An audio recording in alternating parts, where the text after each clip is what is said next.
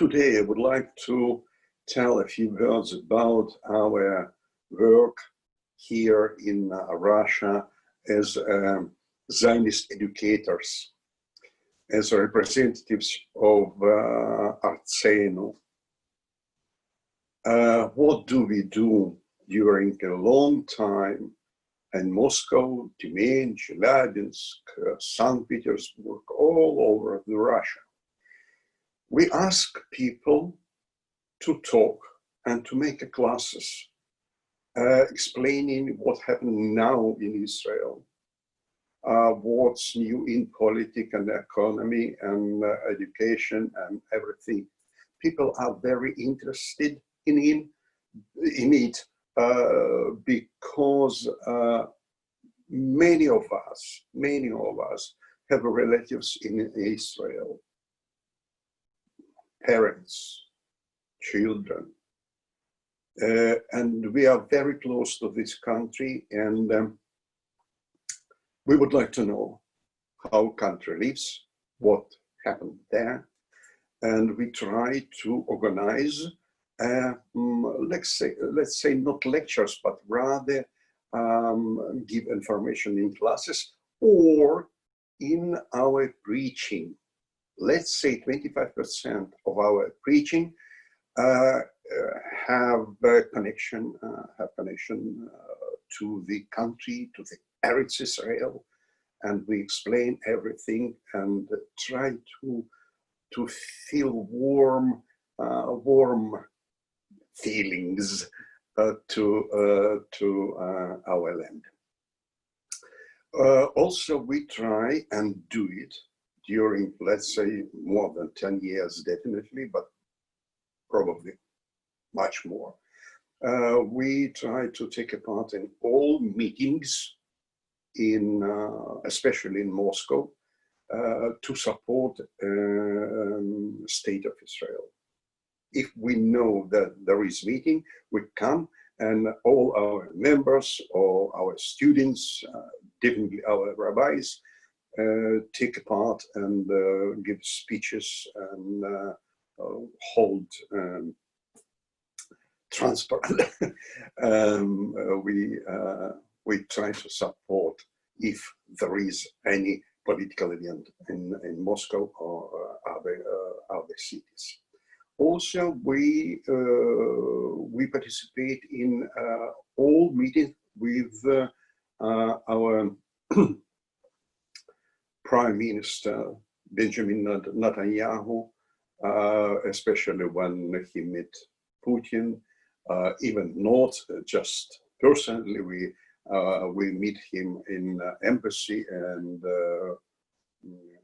everywhere that was organized, actually, where it organized.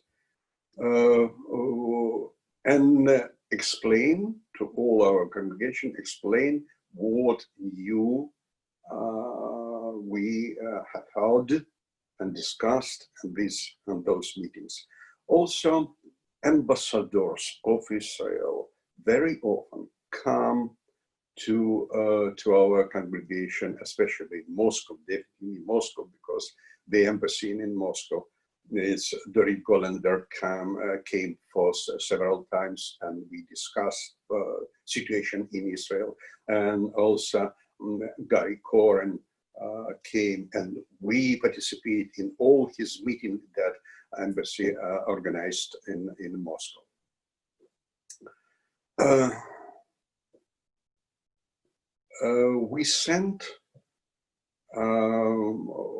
We sent a lot of our young people for the program Taglit and Masa. They come back. They also tell us about their life in Israel, and they are very active members of our Netzer club. Mostly they are madrichim of Netzer clubs, and definitely they give their knowledge and their experience into our camps. They tell us truth. They saw it. It's very important for us to have such kind of young people group. And also maybe more wonderful experience that we have in our congregations. We are, let's say, more Zionistic in this way. Every Tu B'Shvat, we buy trees via Keren Kayemet. We buy trees for Israel. This year, in this Tu B'Shvat, we have bought all together, not this year, but all together. But this year was bought 1,000 trees. 1,000 trees. And we are very proud. This is the most significant, our input, I mean physical input to our support of Israel. A few times when there were conflicts with Lebanon, Syria, we try to collect money. It's sent not a lot, but people know that if something happened in Israel, we have to support it. And we send money, $1,000, $3,000, but we sent to congregation, to support congregation, especially in Haifa when it was bombed. It means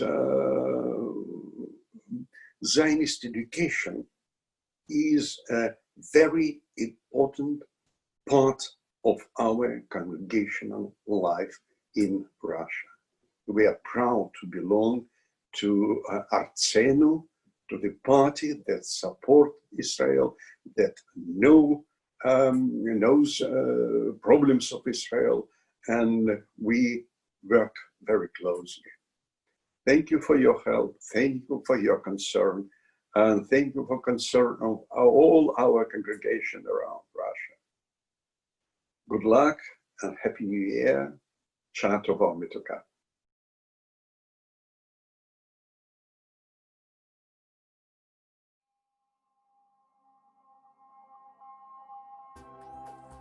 Saluti da Arzenu Italia. My name is Fabio Benjamin Fantini and I'm the representative of Arzenu Italy.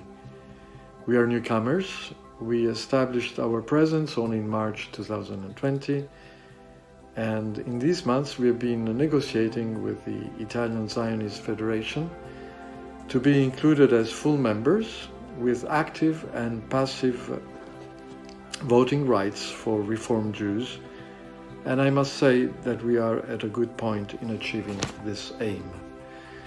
We have held various activities, mostly on Zoom, like Yom Ha'atzmaut, a very interesting program with Women of the Wall, and a Pride Kabbalat Shabbat.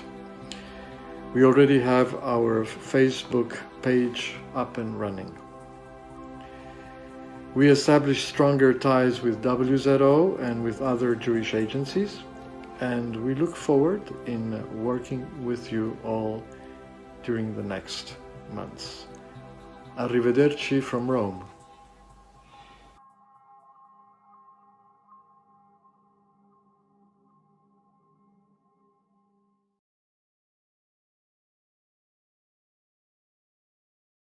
Dear friends, hello again, and thank you again for your willingness to get into the complicated, frustrating, and important world of Israeli politics.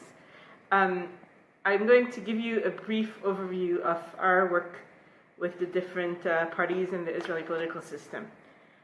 So first of all, I want to just say that we're recording this a week ahead of time, and maybe things will still change because the system is still volatile. But let me give you an update for today. The Israeli political system is mostly, in these days, focused on the issue of COVID and on the issue of the protection of democracy or the undermining of democracy. But we feel that more interest in the issues of diaspora Judaism will emerge as we get closer to the U.S. elections. I'll survey all the parties which we work with, which means that we will exclude the Haredi parties that refuse to sit in a room with us. But our general perception is that we work with as many parties as we can on as many issues as we can, and we collaborate on the different issues according to our interests. So first of all, I'll talk about Likud. Likud is the largest party. Its focus mainly today is on political survival. Some of our long-term partners in Likud, such as Erdan, have left. Erdan is now the ambassador to the U.S., but we're still have very good working relationships with ministers like Tzachi Hanegbi and Yuval Steinitz. At this point, we still are not communicating with the Prime Minister and his office. Kachol Lavan, blue and white, they're in a difficult place. They're trying to defend democracy in a very hostile environment. The main struggle of Kachol Lavan right now, of blue and white, and which is the reason they enter the government against their commitments to their voters, is to protect the independence of the courts and of the judicial system. This struggle is led by Nissan Cohen, who is Minister Nissan Cohen, who is the Minister of Justice. Minister Gantz, the Minister of Defense, who is the head of the party, is currently in a showdown against Netanyahu in the hope to still become a prime minister under the rotation agreement in 13 months from today. The current tension, which is shifting all the time, but the current tension is focused on the nomination of the chief of police and the 2021 budget. If those issues pass, he may have a better chance at actually getting to the rotation date. We have close working relationships with many of the ministers of Kachol Lavan, specifically with the Minister Chili Trooper, the Minister of Culture, who is in charge of the funding of progressive streams of Judaism, and is now taking a leadership role in figuring out new ways to support progressive Judaism in Israel, as well as Minister of Diaspora Affairs, Minister Yankelovich. This current government has the first reform minister, Minister of Agriculture, Alon Schuster, who is a member of our congregation in Sha'ar Negev, and also the second minister in the Ministry of Security, Minister Biton, is associated with the conservative movement. Additionally, in the coalition, there is a small fraction of the Labour Party, Minister Peretz and Minister Shmuli. Minister Shmuli is the Minister of Welfare. With the Ministry of Welfare, we have a unique opportunity to promote some of our issues, including same-sex adoption and our support for immigrant women who are victims of domestic violence. It's important to note the reduction in the number of the size of the Labour Party. In 2018, we had 24 MKs from the Labour Party who were our main partners and collaborators on most of our issues, and they were in the opposition. Currently, we have 3 members of the Labour Party, 2 in the coalition, and Merav Michaeli in the opposition. In terms of the opposition is much more diverse than it was before. Yesh Atid, that broke up away from Kachol Lavan. Yair Lapid, the leader of the party, is the minority whip. The Yesh Atid is traditionally very close to all of our issues, religion and state, democracy.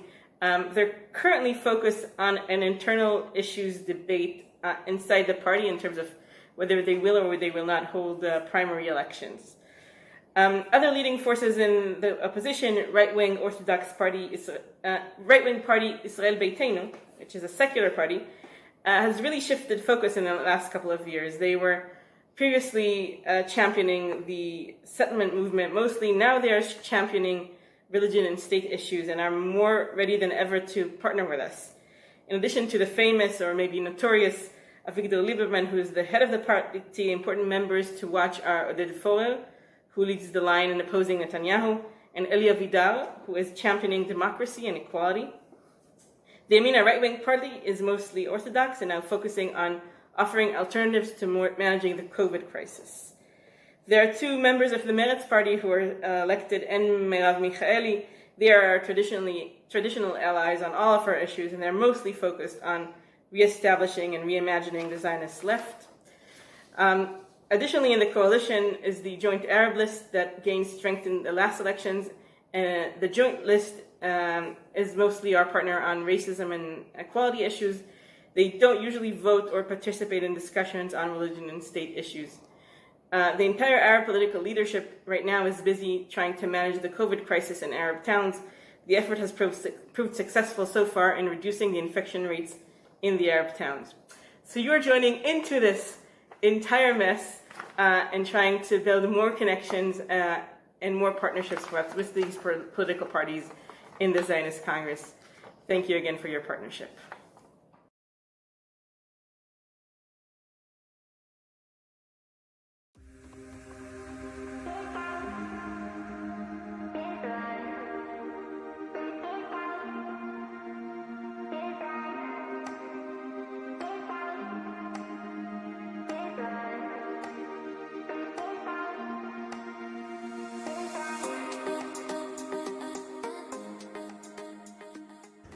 Shalom again.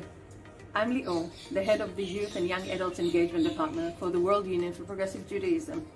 Together with the staff, Orit and Nikki, whom you're going to meet in a minute, and together with a lot of lay leaders that are passionate about youth and young adults around the world, we are together steering the Department for Youth and Young Adults.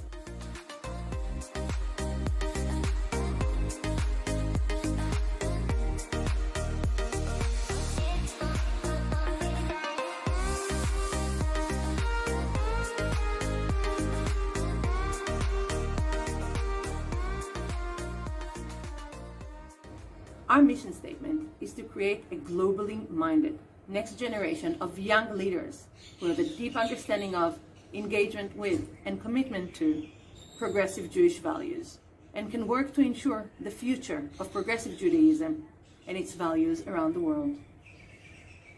What we do through two specific platforms.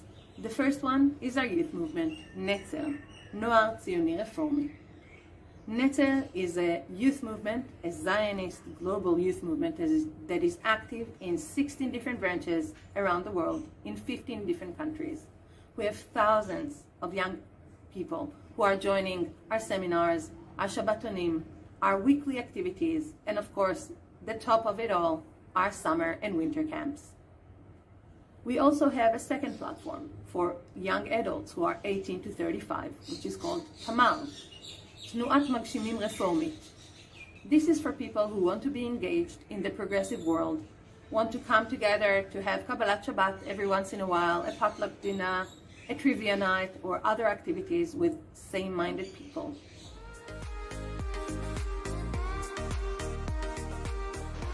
Hello from Netzer, South Africa. Hello from Netzer, France. Hello from LJY Netzer in the UK. Hello from Armenia in Brazil. Hello from Netzer, Germany. Shalom from Arzenu Israel. Hello from Colônia da CIP in Brazil. Hi from Netzer in the Netherlands. Hello from Netzer, Russia. Hello from RSY Netzer in the UK. Hello from Netzer, Australia. Hi, I'm Nikki. I'm the chairperson and educational coordinator for Netzer Olamei, the youth movement for the World Union. We partner together with branches and regions all around the world to share resources and materials that will help all of the branches work together and be as best as they can be. We do this by sharing best practices between the different branches and by providing regional and global conferences and seminars to help bring people together. We also bring people to Israel for unique educational and experiential opportunities and help everybody feel like they're part of our global community. When we can, we provide financial assistance to these branches and regions and do our bit to make sure that we're all coming together. We're so happy to be here for our amazing global community.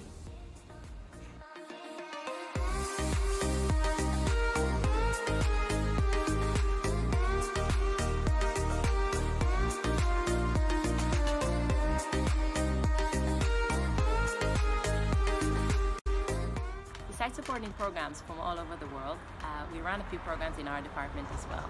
The first program is our flagship gap year program called Shnat Netzer. Shnat Netzer bring together post-high school teenagers from around the world for a few months of learning, volunteering, and experiencing the real Israel.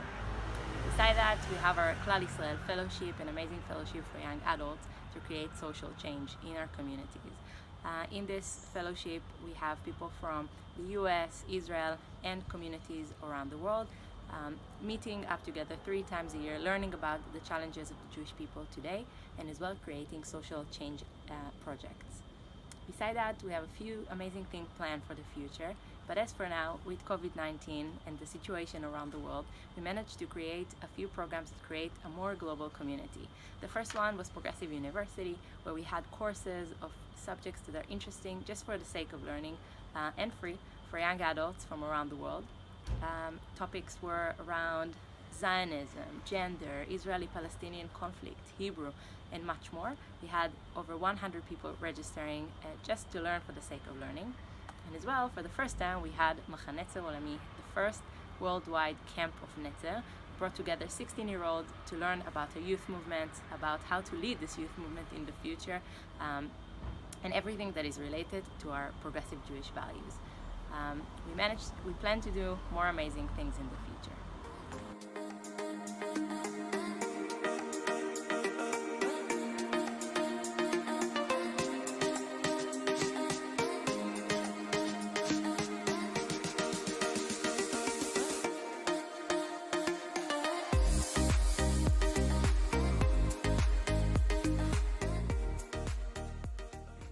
Everything that we do in the department serves our mission, which is to make sure that we have a future of progressive Judaism around the world, knowing that youth and young adults are not only the future, they are the leaders of today.